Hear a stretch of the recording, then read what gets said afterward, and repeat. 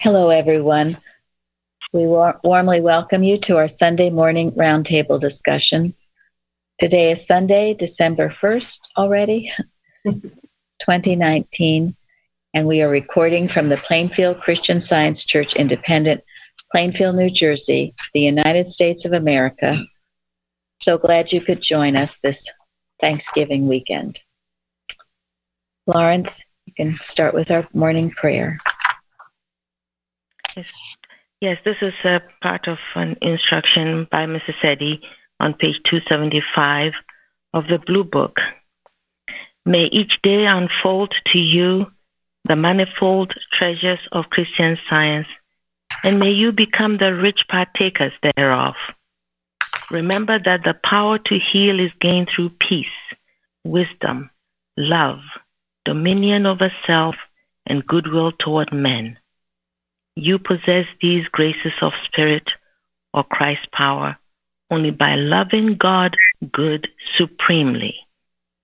After this cometh the recognition of but one mind, which enables you to know that there is no power or presence that can resist good or prevent your prayers being effectual.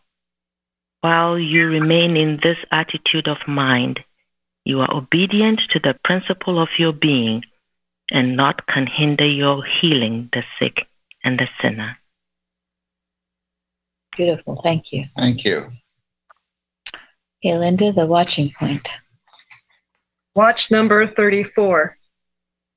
Watch that you be consistent in your handling of air, not overlooking an error in yourself or claiming immunity from it while you continue to hold it as real in another.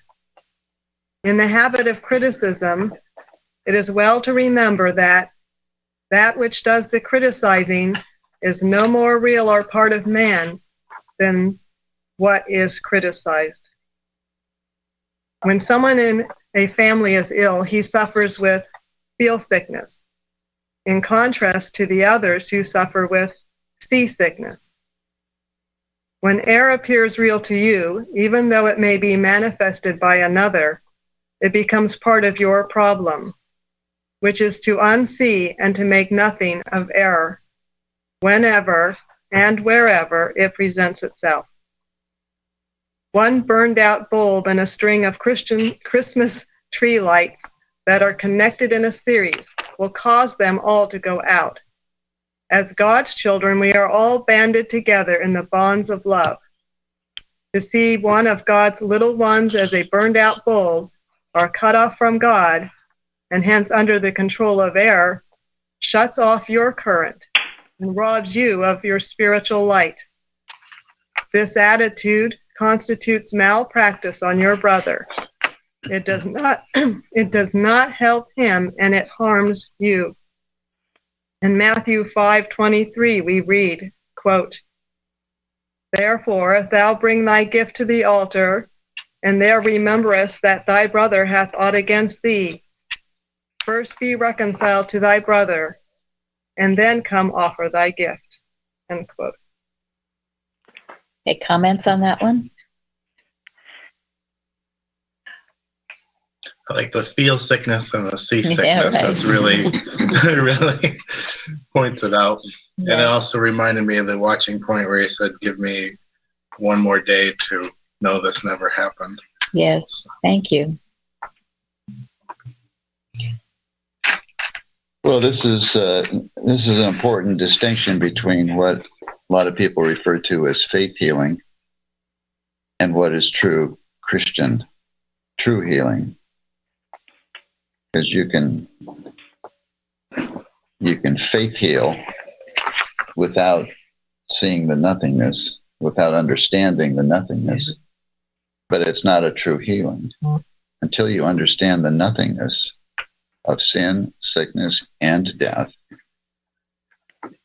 you haven't really healed anything.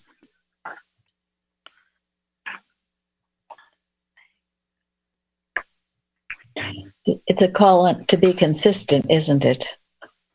We want to know the truth for ourselves, but are you knowing it for everyone? This is certainly how Jesus healed. He saw, in science, he saw the perfect man when others saw a sinning mortal man. A quote from Mrs. Eddy. So, and that doesn't mean that you're just blind to what's going wrong, or that you don't rebuke what's going wrong or is wrong. You can acknowledge its claims, as Mrs. Eddy says, but then to do what? Deny its power. Yes, announce its power. Deny. And very important. And in Science and Health, on citation 7, Mrs. Eddy says, science shows that material, conflicting, mortal opinions and beliefs emit the effects of error at all times. But this atmosphere of mortal mind cannot be destructive to morals and health when it is what? Opposed promptly and persistently by Christian Science. Yes. Truth and love antidote this mental miasma and thus invigorate and sustain existence. So this is what we are doing, and we should be constantly doing it. It's very important that we do and replace what seems to be wrong with the truth.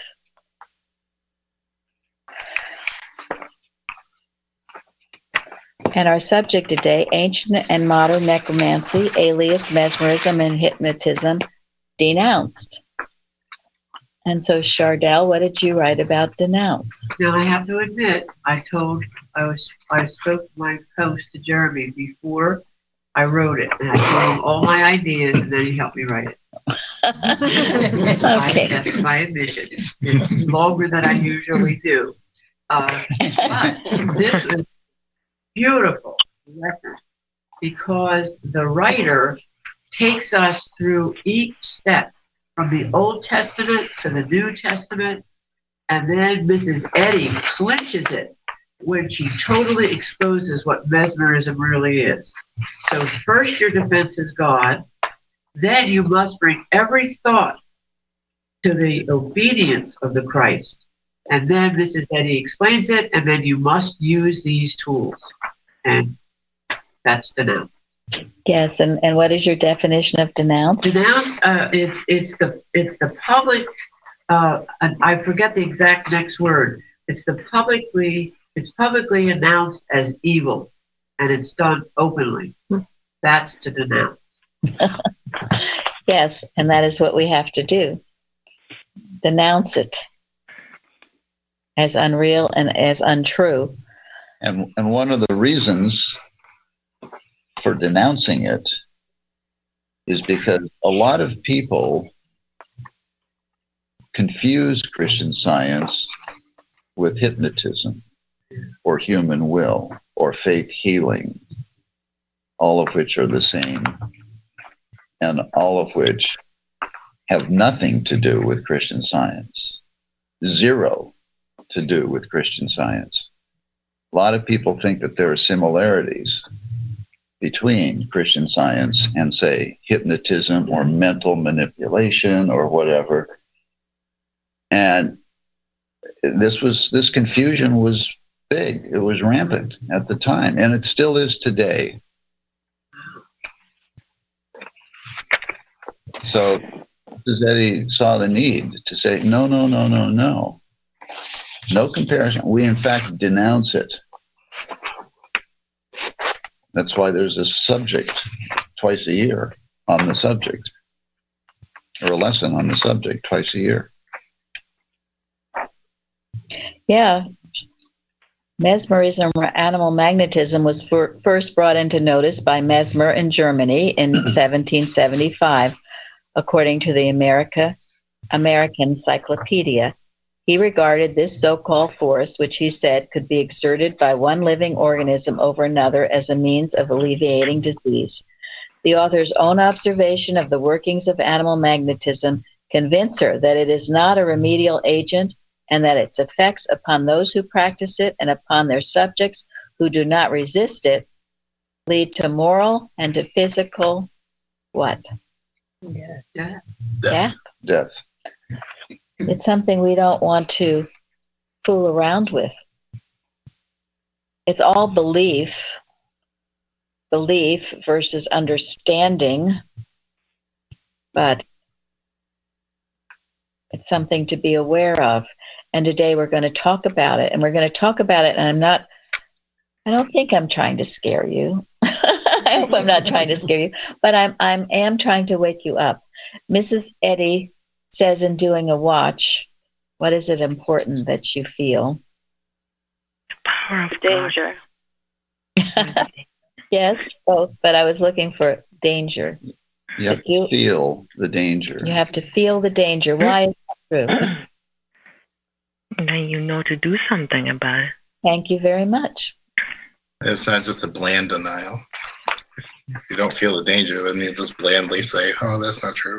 Thank you. Thank you. Yes, because so secret are the present methods of animal magnetism that they ensnare the age into indolence and produce the very apathy on the subject which the criminal desires. Sleep on. You know, what has happened to the Christian Science movement couldn't have possibly happened if people were not apathetic or indolent. You have to always have your feelers out. It is nothing to fear, because as this week's lesson in Psalm says, my defense is of God, which saveth the upright in heart. So the question is, are you upright in heart? I mean, if you're not, well, then maybe you do need to feel some fear there until you get there. And the definition of defense, anything that opposes attack, violence, danger, or injury, guard, protection, security. Isn't that what everyone is looking for today? God is your defense. He will save you from any of these things. But the upright of heart, and in week after week, we're learning about what it is to be upright in heart. So God is our defense, and we have nothing ever to fear. Now, Parthens, in his blog, it is related that Sir Humphrey Davy once apparently cured a case of paralysis simply by introducing a thermometer into the patient's mouth. This he did merely to ascertain the temperature of the patient's body, but the sick man supposed this ceremony was intended to heal him, and he recovered accordingly. Such a fact illustrates our theories. And of course, this is what Mrs. Eddy saw, right, all the time, didn't she? This effect of thought. So did anyone watch his video? What was that about? The video he posted. Yes, I did. Okay, you want to tell us briefly what it was about, Dale? Well, it was about a surgeon that took part in sham surgery. They had set up 3 different groups. 2 groups had the actual surgery, and the 3rd group, this was on, I think, arthritis in the knee or something, very, very painful knee condition. And the 3rd group was set up in the same way in the surgery, and they went through every motion with the camera so that the patient could see that something was actually being operated on, and made the noises and passed the equipment back and forth, so that everyone was absolutely convinced that this surgery happened. But they didn't do anything to the 3rd group. They opened up the knee and closed it back up. And to make a long story short, after a period of time, they tested everyone, and everyone in every single group was successful and had, good success and were healed. And then even later, even 7 years later, this reporter went back and spoke with one of the people that had the surgery, the sham surgery. And he had been in so much pain before the surgery that he was even crying, telling about it 7 years later. But after the so-called recovery time, he was totally free. he could do everything he had ever done. He could dance all night, and it was just wonderful. And so that was the what Mrs. Eddy had told about in her writings of somebody, just by thinking that something had happened, it happened. Mm. The water, when they thought it was losing blood, I think. Mm-hmm. Yeah, this was an experiment that was conducted by a hospital in Houston. Somebody in the hospital decided they were going to conduct an experiment. And they organized these knee operations for people who were suffering from this painful knee problem. And somebody set up the groups, and even the surgeons who were conducting the surgery didn't know until the very last minute whether they were going to actually do the real surgery or do the fake surgery. And all the operating rooms were set up so that there was a camera so the person could see the surgery being done on their knee. And in the fake surgery, they had a fake movie that showed somebody having the knee done, but it wasn't theirs. So everybody thought that they were having the operation. And in her interview of one of the persons who had the fake surgery, in other words, didn't have the real surgery, he had to admit that the surgery didn't heal him. It was his thought, or he referred to it as his mind healed him. Something to think about when you're in a lot of pain. But isn't this a little bit that what goes on also, this mesmeric kind of propaganda that goes on also with the consumer, especially at this time of the year, that entices people to buy and buy and buy more because of the belief that they're getting a bargain. So I think it's not only in medicine that this kind of mesmerism goes on, which, it's obvious. I see it all the time, but it's also with the consumer, with anything that's going outside the propaganda, that whatever you read or in the media, and you let yourself be influenced by it, is a mesmeric action. It's something that is not real, but yet it makes the person believe that yes, I'm getting a bargain. Yes. What did you say, Jeremy, about the Thanksgiving Day bargains? I don't remember exactly what I said, but I mean, it's all just a sham. Well, you said that they weeks before Thanksgiving. Oh, yeah, they slowly raise the prices in the week before, and then they drop them back to what they were in September. So, well, yes, thank you, Pilar. All of this is mesmeric suggestion. It's why I think Jeremy can take it down now, but for a long time we had this William Rathbun short article that Joe found about mass mesmerism, how it works, and how you have to be aware of your thinking. You cannot be mesmerized, and at one time they used to say couldn't mesmerize a Christian Scientist. If you are a true one, you cannot. You're not a true one. You're very easily mesmerized because you believe in the power of thought, and you're just a dupe for it, which we see in the movement, we see in the sleep that goes on. Not among everyone, but if they're in that organization, they don't feel the danger, then something's not right. Then something's not right. I had read about the man that conducted the experiments to see whether gluten really was a bad thing. And initially he concluded that gluten was a bad thing, but then he did it again and he made sure he controlled every bit of it. And he found that gluten wasn't a bad thing at all. And but people still would be sick, even though he knew there was no gluten in anything that they got. And he concluded people just wanted to be sick. And I guess it really demoralized them from like human science. Thank you. How could you control it if people just want to be sick? Thank you. Well, I think there's just a whole lot of fooling going around with false beliefs. That's all. That's and it. we believe them. That's it. That's It's it. wonderful through science to be in the right mind to recognize what's true and what is not.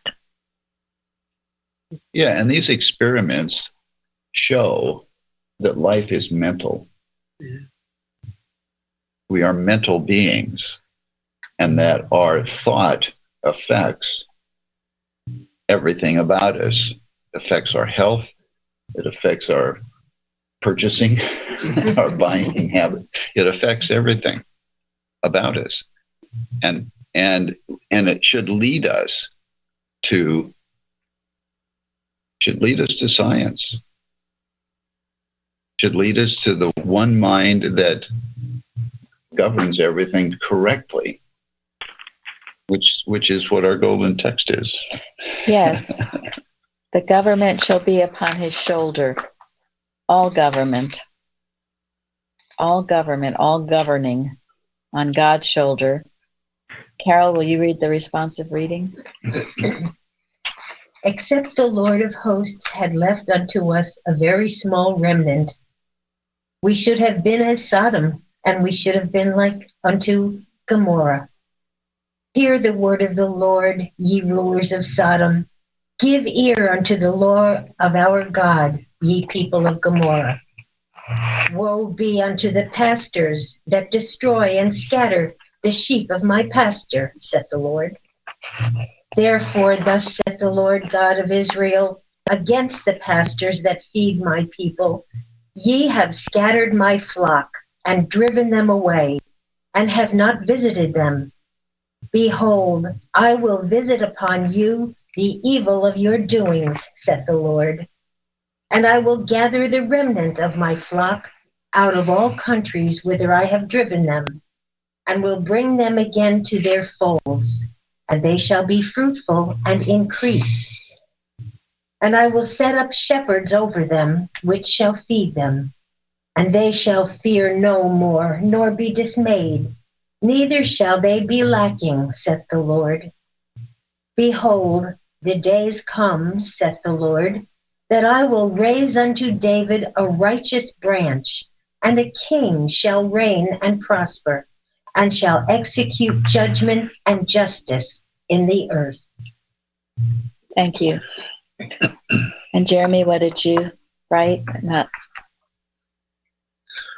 Well, when reading him, I just couldn't help but feel that this was about Plainfield, or at least how Plainfield is in my experience. It was funny because initially I thought, is this too obvious? Should I even write this? Because is this just, it feels so true that this is, we're pulled again to these folds, and that's Plainfield, and the shepherds are the practitioners, and the branch is the church, and the king is the Christ. And I don't know, it just really gave me great comfort this week. So.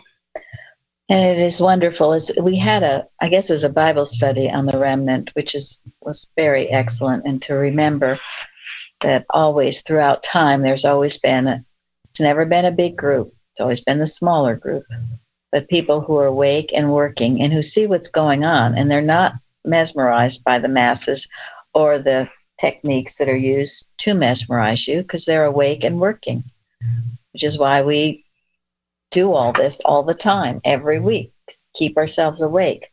I found this was something that Dale had found about our Bible study. Oh, it was the Bible study of May 11th, 2019.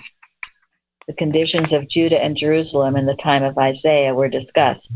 Matthew Henry said that the people were idolatrous, stupid, senseless people, ungrateful. Wickedness was universal. And then, except the Lord of hosts had left unto us a very small remnant, we should have been as Sodom, and we should have been like Gomorrah. Concerning this, Matthew Henry says, the Lord of hosts left unto them a small remnant that were kept pure from the common apostasy, and kept safe and alive from the common calamity. Christ is a little flock. It is good for people that they have been saved from utter ruin to look back to see how much they owed to a few good men that stood in the gap. And so it is. And so we are working now today to be that remnant, to keep the purity of this science going, and to be awake, working, watching continually. And this was another very good quote that Joe sent me from the diary records of James F. Gilman. Mrs. Eddy had told me when I was at Pleasant View, March 28, 1893, substantially as follows: that I might know when I was unconsciously getting into the toils of animal magnetism by watching the state of my thought. If I found it to be the self-satisfied order, pleased with my progress generally, the pleased at nothing self-complacent thought, I might then know that I was astray. But that when I found myself in a sense of patient meekness and humility, dissatisfied with personal sense, and willing to do anything for the sake of the Christ, I could then be reasonably sure I was in the way of health and wholeness. So again, the idea of this humility, always striving, not going to sleep. And not being satisfied with the human condition, but rather being satisfied with God's presence. And then there was a very interesting article. It's a newspaper called the Epoch Times, and they have extremely interesting articles. And this was one on Abraham Lincoln and Thanksgiving. And it was about his proclamation. Now, Lincoln was the first one to establish a Thursday of every year, the last Thursday of every year, as a day of Thanksgiving. But this author brings out that it was not just a day of Thanksgiving, but also of reflection. Those of you who know the history of our country and the history of the Civil War, Lincoln at first, the reason he had the war, it was started. Does anyone know why?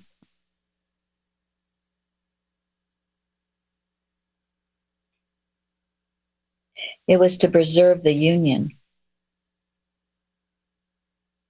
That was what his intent was. He was just doing it because he thought it would be god awful if the newly banded together United States split in half.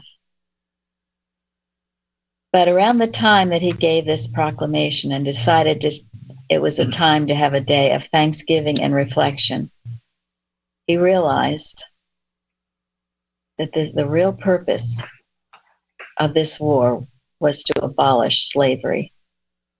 And he felt deeply, because he was an extremely God-based person, and we know God doesn't punish, but we were in a terrible state, thousands of people dying. Originally, they thought the war was going to be over in a few months.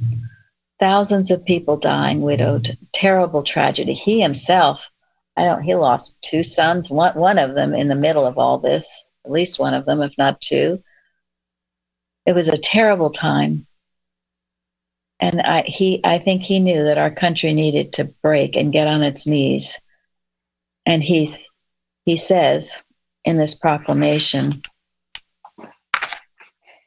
and I recommend to them that while offering up the ascriptions justly due to him for such singular deliverances and blessings, they do also, with humble penitence, for our national perverseness and disobedience, commend to his tender care all those who have become widows, orphans, mourners, or sufferers in the lamentable civil strife in which we are unavoidably engaged, and fervently implore the interposition of the Almighty hand to heal the wounds of the nation and restore it, as soon as may be consistent with the divine purposes, to the full enjoyment of peace, harmony, tranquility, and union.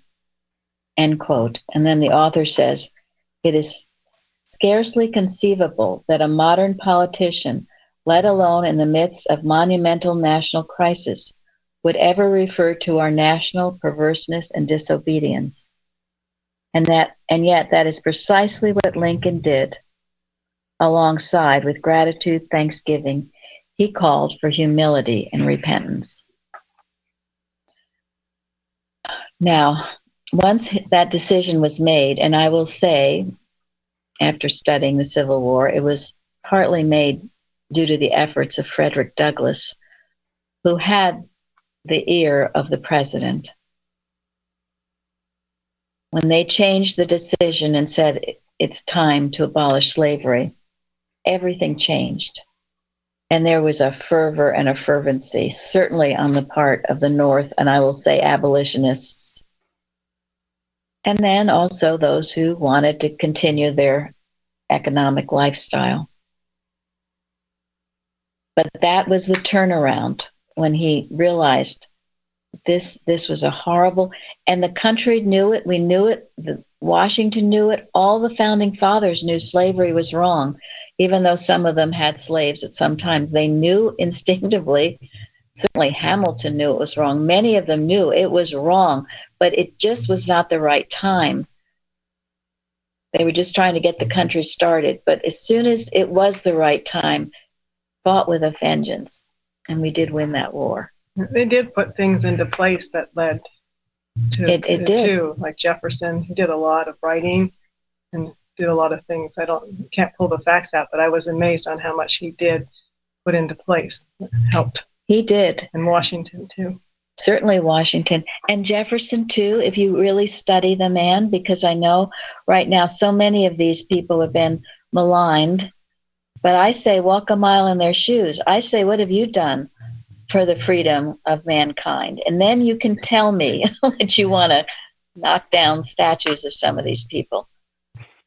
Anyway, it was this, and there were a lot of people working. Seward was certainly one who was working for this abolition of slavery, which was wrong. And I do believe, we were being stricken by our disobedience, as we will continue to be as individuals and as a nation. If our policies become more and more secular, there will be a price. So, the day of Thanksgiving, let it be a day of thanksgiving, but also of reflection, purifying yourself as a person. You should be doing this every day as we talk about clearing your slate at night. Have you obeyed God's precepts? Have you done the best you can? Are you grateful? Are you loving? Doing that every day before you go to bed. But then, are we doing it as a nation? And how can we do better? And the only way we can do better, we collectively, is I individually. Each one of us must do better to purify the atmosphere, to end the mass mesmerism that says these wicked ways are okay. They are not okay. There was also recently an article about as witchcraft spikes in America, author warns the spirit of Jezebel is alive and Christians should take it seriously. He's written a book, Jezebel's War with America, the plot to destroy our country and what we can do to turn the tide. And he writes some facts. He says the U.S. witch population has seen an astronomical rise. The fastest growing religion in America is witchcraft. Numbers of witches rises dramatically across U.S. as millennials reject Christianity. There are now more practicing witches in the U.S. than ever before. I want to add, too, that it also is called neo-paganism, and it's also under the worship of nature. I have to get the word, but it comes in also another subtle form. It isn't called witchcraft now all the time. And sometimes it's called about, worshiping the sun or nature, love of nature, and it gets mixed in and gets confusing because it sounds like they're protecting the earth or taking care of the earth, but it's also mixed in with worshiping. Thank you very much. material aspect of it. Right. And that's how the devil works. He tries to mimic what is right. Or mix and confuse. And confuse. There's a beautiful poem. I was reading it. We were having spiritual readings yesterday. It's written by Whittier. And he takes the subject up in the most beautiful way. A very short version of the poem is called The Quiet Room.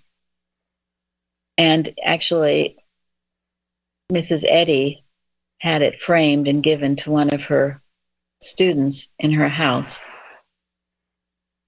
at Chestnut Hill. And Longyear sells the little poem called The Quiet Room. Did you get my pocketbook? Anyway, but the whole poem, Whittier talks about the beauty of nature. I was reading it to Carol. We were crying yesterday. The beauty of nature, how it captures you. But it says when you're out there, there's so many distractions about the whole thing. And how important it is that you have a quiet room. So let me see. I have it here. I was having my spiritual reading. He needs no special place of prayer whose hearing ear is everywhere. And then, dream not, O friend, because I seek this quiet shelter twice a week. I better deem its pine-laid floor than breezy hill or sea-sung shore. But nature is not solitude. She crowds us with her thronging wood. Her many hands reach out to us. Her many tongues are garrulous. Perpetual riddles of surprise she offers to our ears and eyes. She will not leave our senses still, but drags them captive at her will, and making earth too great for heaven, she hides the giver in the given. And then this is the poem, The Quiet Room.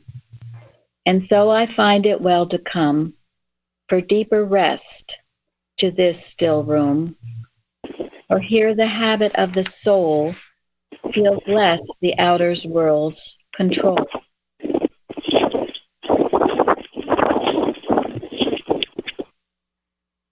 The strength of mutual purpose pleads more earnestly our common needs, and from the silence multiplied by these still forms on either side, the world that time and sense have known falls off and leaves us, God alone.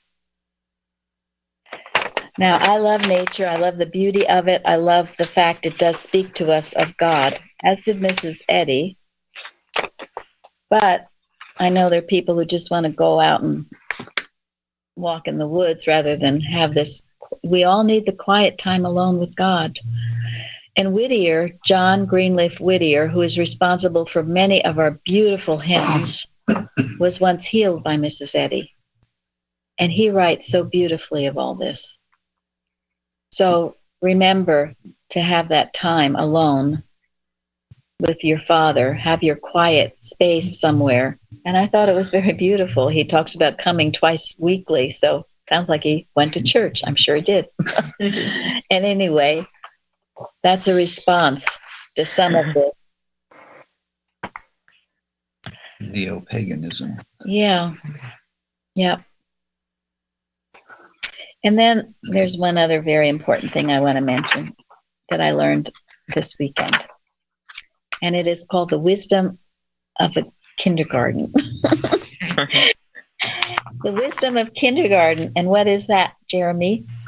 That is, don't yuck somebody's yum. Don't yuck somebody's yum. Yummy. How many times have you made something and you'll have a child go, yuck? Or you'll tell someone, an adult, something wonderful, and they'll say, what's so great about that? So I just thought it was a very good way, if anyone yucks your yummy, to tell them not to yuck your yummy. Let's appreciate each other. Worthy of Carpenter, the way he puts things too. So. Well, that's true. It was wisdom from the kindergarten class. Anyway, So in the lesson, the Bible, it just speaks over and over of what to do and how important it is to be working. I would seek unto God, and unto God would I commit my cause. Now, all of us are seeking unto God.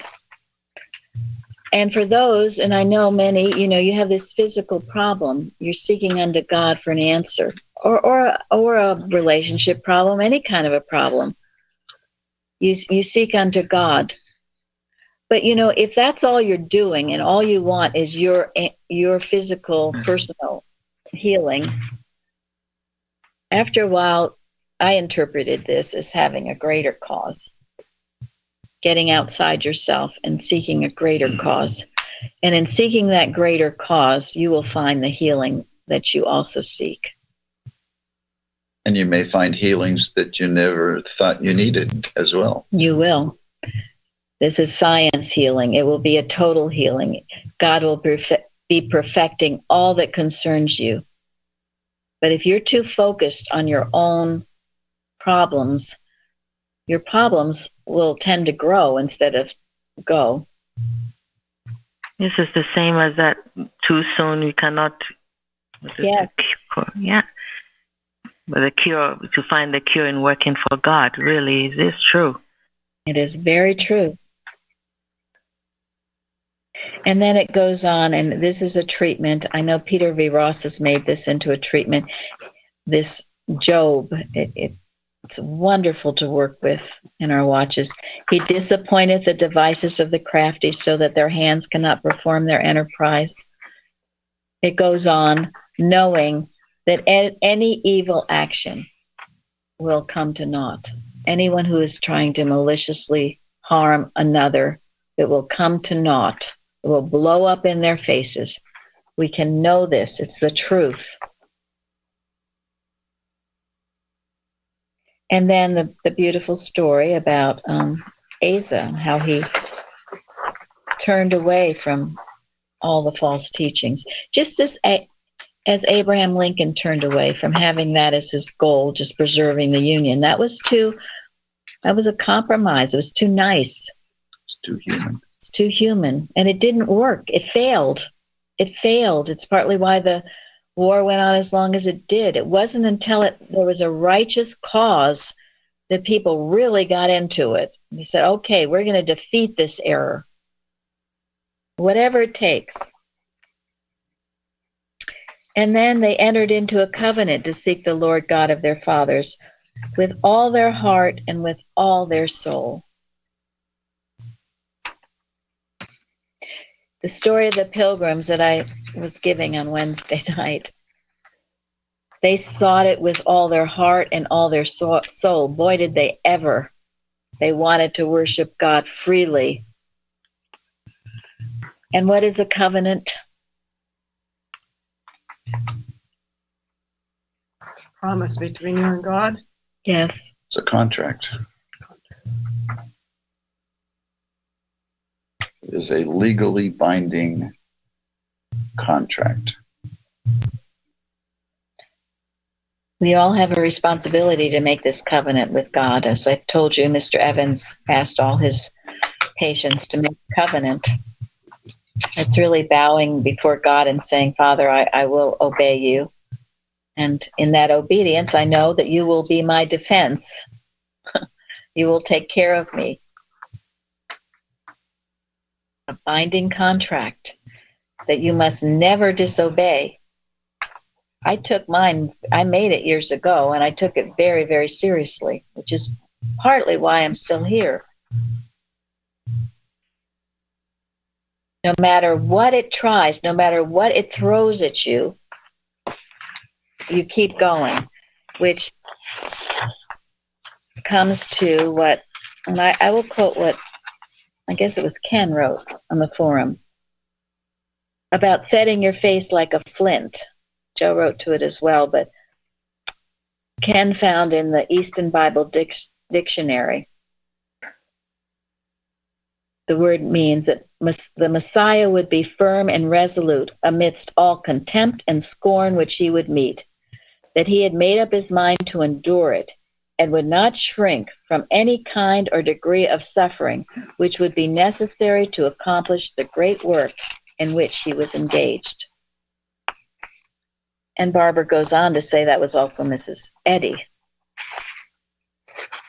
which is absolutely true and has been any seeker of this truth. Era will do everything it can to get you to stop. That's why to make a covenant, to set your face like a flint. It's what Joanne wrote too. May she be a worthy stone, unmovable. And to seek it with all your heart, mind, and soul, then nothing will take it from you, no matter how bad the storms may come. You will see it, always see it as an attack on your Christ, an attack to get you to stop the work. If you impersonalize it like that, if it comes as your best friend, as your husband, as a physical problem, it'll come in all lovely disguises. But Era is neither person, place, nor thing. So don't be fooled by it. It's the mirage coming up to trick you. Keep walking, keep going, and you will find whatever your problem was, or perhaps still is, if you keep walking and knowing it can have no permanent effect because it's godless, you will prove it. Absolutely prove it. So, and Linda, do you want to say anything about your Liberty Forum? Well, I thought this was a powerful lesson. It was a treatment to address slavery and liberty. I won't read it all because it's long, but I just wanted to express my gratitude because it made me think deeper about our need to fight against this tyranny in all forms for mankind now and the future. We keep hearing that, and it's so important. And the gratitude for the people who've already gone before us. We don't want it to be in vain. And that science and health, this is all to protect the science and health, which is the truth that will make everyone free. And then I think it's important to understand liberty because there's so many levels that it's under attack. And if you don't protect it on all levels, you will lose your science and health, or you'll lose your church, because that's where it's going to attack. And that so liberty is for freedom from restraint, the power of acting as one sees fit, and then without control, exemption from arbitrary will of others, the free right to worship the Supreme Being according to the dictates of conscience without external control, the freedom of a nation or state from all unjust abridgment of its rights and independence by another nation. A restraint of natural liberty not necessary or expedient for the public is tyranny or oppression. So anything that would try to interfere, and I just have learned that being here. I didn't understand it before here, but anything that tries to control anything you're doing is tyranny and wrong, and you got to get rid of it. But Frederick Hayek wrote that we had to recognize private property as an essential condition for the prevention of coercion, and coercion leads to tyranny. And so I just think we really have a fight ahead of us to defend this. Because it comes very subtly, and it comes as a, this is a great answer. And this is why I don't understand. Any working Christian scientist is not in favor of big government. We saw what it did in our church, big government. It's always wanting to take control. It might at first seem, they'll tell us what to do, but pretty soon it turns very, very rotten. And all you have to do is study history to understand this. And it's very clearly laid out in the lesson in 2 Corinthians. For the weapons of our warfare are not carnal, but mighty through God to the pulling down of strongholds, casting down imaginations, casting down every human speculative theory or idea that isn't godlike, and every high thing that exalteth itself against the knowledge of God. Anything that says that something else besides God is a God to be worshipped, whether it's medicine, whether it's a government, whether it's another person, Academia. That's our battle. Cast it down. Don't be nice to it, but cast it down. Don't be impressed by it. Denounce it. Denounce it. And bringing into captivity every thought to the obedience of Christ. That is our security. And that is our weapon, is our obedience to the Christ. And that starts with what Chardy wrote about, denouncing it, publicly saying it's evil. Mrs. Evans loved to do that. She was very good about academia too. She loved to tell you. She never went to college. She didn't need to. Well, a lot of great people. Jeremy never did. Look what he's doing. A lot of people here are achieving great things who never had all this education. In fact, it can be a detriment. As we've talked about, sometimes what is being taught. And today it often is. Today it often is. So don't be impressed with anything except Christliness. And as this consummation draws nearer, he who has shaped his course in accordance with divine science will endure to the end. During this final conflict, wicked minds will endeavor to find means by which to accomplish more evil. But those who discern Christian science will hold crime in check. They will aid in the ejection of error, and they will maintain law and order and cheerfully await the certainty of ultimate perfection. This is our wonderful job that we have graciously and lovingly accepted. And we will conclude on Florence's favorite article, which is Ways That Are Vain. Are vain. Delaney, the last two paragraphs. The natural fruits of Christian Science mind healing are harmony, brotherly love, spiritual growth, and activity. The malicious aim of perverted mind power or animal magnetism is to paralyze good and give activity to evil. It starts factions and engenders envy and hatred. But as activity is by no means a right of evil and its emissaries, they ought not to be encouraged in it. Because this age is cursed with one rancorous and lurking foe to human weal, those who are the truest friends of mankind and conscientious in their desire to do right and to live pure and Christian lives should be more zealous to do good, more watchful and vigilant. Then they will be proportionately successful and bring out glorious results. Unless one's eyes are opened to the modes of mental malpractice, working so subtly that we mistake its suggestions for the impulses of our own thought, the victim will allow himself to drift in the wrong direction without knowing it. Be ever on guard against this enemy. Watch your thoughts and see whether they lead you to God and into harmony with His true followers. Guard and strengthen your own citadel more strongly. Thus you will grow wiser and better through every attack of your foe, and the golden rule will not rust for lack of use or be misinterpreted by the adverse influence of animal magnetism.